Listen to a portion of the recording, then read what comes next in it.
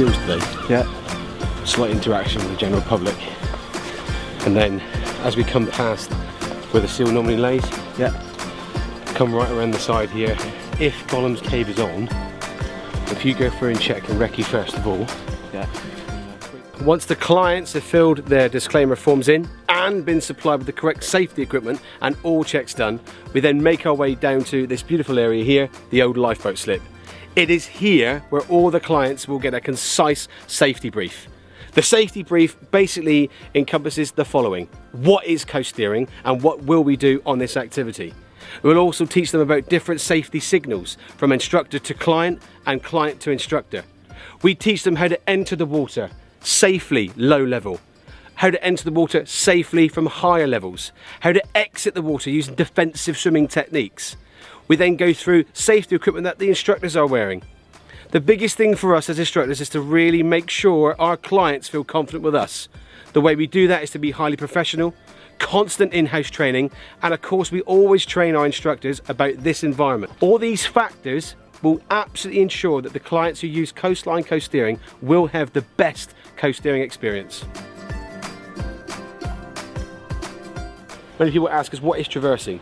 It's not climbing up the rocks. We don't have any harness or rope, so if we focus on Richard in a moment, he will show you how to exit the water, how we will teach you to exit the water, how to enter at the rock face, and then how to traverse, move sideways along. Notice what he will do. He will always have 3 points of contact at any one time, either 2 feet or 1 hand before he moves, or vice versa.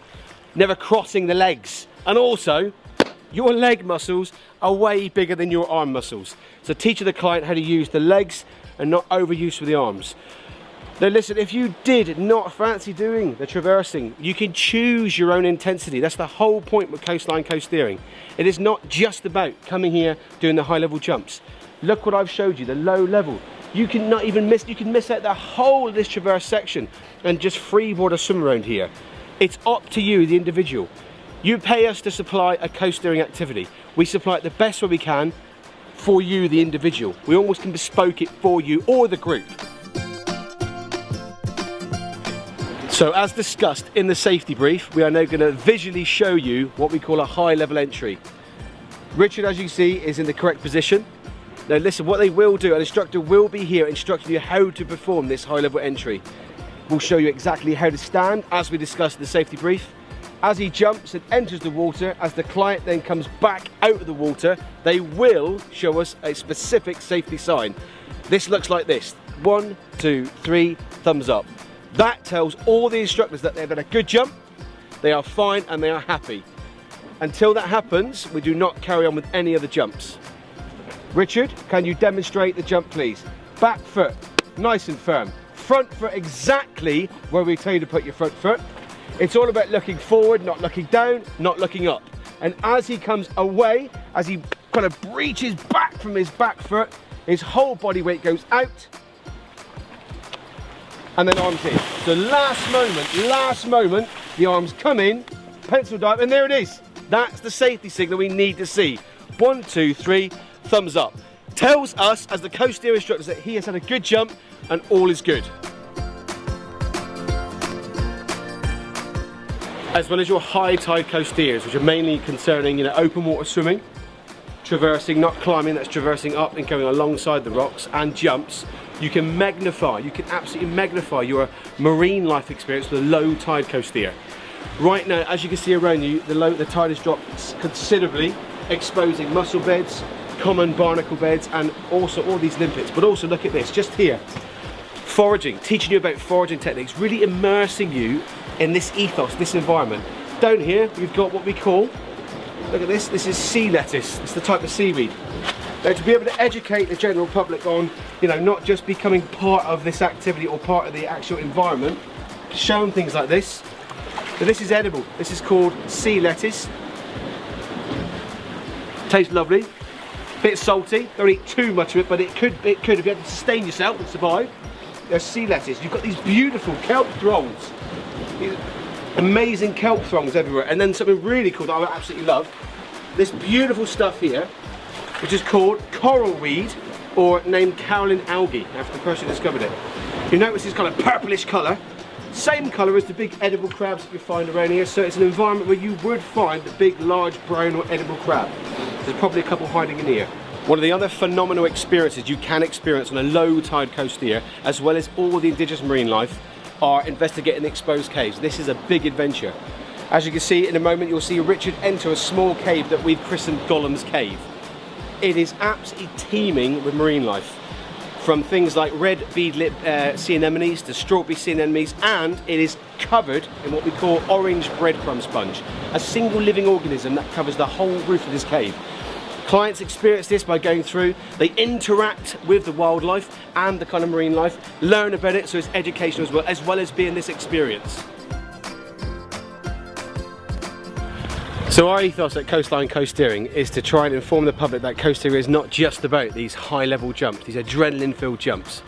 We try and introduce this whole beautiful environment to the general public in such a way where they get introduced to the local marine life. They understand that this is just not a visual, this is a home for many, many different species. By interacting with those species and by the instructors learning about these species at Coastline Coasteering, we can inform the public. Hopefully then they go away with this kind of newfound respect for their environment. Being able to kind of interact with the wildlife and not harm it or scare it off, and how we show the public that is high on our agenda. We try and work very closely with organisations like the Cornish Wildlife Trust, not going near certain areas when, let's say, the kittiwakes are nesting. We'll stay away from those areas. Reintroducing the public to different forms of crustacea. I mean, for example, there is like a cornucopia of different marine life down here, including crustacea like, for example, the large female male spider crab. Over in different areas you'll find porcelain crabs, velvet-back swimming crabs, shore crabs, hermit crabs. All of these things normally you don't see, but on a coastline coasteering, low tide coaster, you can experience these things. Interaction with the local indigenous marine life safely and not too much disturbance, but done professionally. So these huge rock pools become almost like stranded inlet islands for many creatures as the tide goes out. There are also kind of little hot spots for different types of creatures, especially one which is abundant around here, called the local spider crab. In fact, the local fishermen are trying to get the general public to eat more of the local spider crab because of its sweet texture and the abundance. So if I just kind of search around, I know this is an indigenous area for this particular crustacea. So I'll just go through, and here we go. As soon as I find the carpus, which is the top shell, you can feel its shape, and then out she comes. Let's see what we got. And here's a she, it's a female. So also what we would inform the general public of is this, that this time of year, it's kind of the breeding season. This is a female, and this time of year, probably now, her pouch will probably more than likely just very carefully be, yeah, she's full. She's actually packed to the brim with many billions of small eggs. So the fisherman would leave the females, but that is a common female spider crab. Beautiful. One of the biggest questions we get asked at Newquay Activity Centre and Coastline Coasteering is this. So I've booked the high tide coasteer. I'm not sure about the big jumps. Well, I'm here to tell you, don't worry. We are going to use our 15 years of experience of plotting this area, knowing exactly all the exit points and entry points. I can make sure that if you no longer want to do the jumps, you don't have to do this jump to get to the next point. You can either open water swim or walk along the amazing coastline and follow us round. There's something for everyone in coastline coasteering. It's not just about the jumps, it's about you enjoying this environment in different ways. We can bespoke it to the individual. At Newquay Activity Centre and Coastline Coasteering, we strive to ensure that all our clients have the best coasteering activity in this wondrous and of course physical environment. Now our coasteering activities range from the following. You have the high tide, traversing, jumps, getting higher and higher. You have the low tide, experience all the submerged caves and some of the marine life. We can even change that and have what we call the jet ski coasteer. Whilst on a coasteer, what you can do is a jet ski will come around and take clients around the wonderful bay, come back, drop those clients off and take them off again. We also have the family coasteer. You could book just a whole session just for your family. Once again, that could be a high tide where those adrenaline-filled jumps, or the low tide, learning about all the indigenous marine life. After you've done your high tide and low tides with us, and you feel you want to push yourselves even further, there's the advanced coasteer, all the way over to Porth. More open water swimming, more traversing, more jumps, purely for the advanced coasteerer. Also, we have the all-dayer. Why not experience the whole thing? A high tide and a low tide, or vice versa, in one whole day. Seeing how the environment changes, getting all the jumps in, and then watching the tide drop to expose all the marine life, and then investigate the places where you've just jumped. Then, of course, there's the Fistral Rangers. It's a diluted version of eco coasteering and coasteering, where mums and dads and children can get to explore the rock pools on a lower level. No jumps, just all about meeting the environment, having a newfound respect for the environment and learning about the creatures. Now that you've watched our video, the question is, why use coastline coasteering? Well, let me just give you some facts of the reasons why. Myself personally, I've been at the start of this activity. It's been around 15 years now. I actually came around these areas 15 years ago, plotted these areas, looked at exit points and entry points, and I know the environment very, very closely. The other reason, Newquay Activity Centre and Coastline Coasteering is completely on the back door of this environment. It's the closest centre to this coasteering area. We even have our own changing rooms, male and female, warm and dry. All of our instructors are highly trained. We have in-house training programs. Local paramedics, the Iron Light and Coast Guard come on the training programs with us to ensure that we supply the best client safety. Other issues are, of course, the equipment.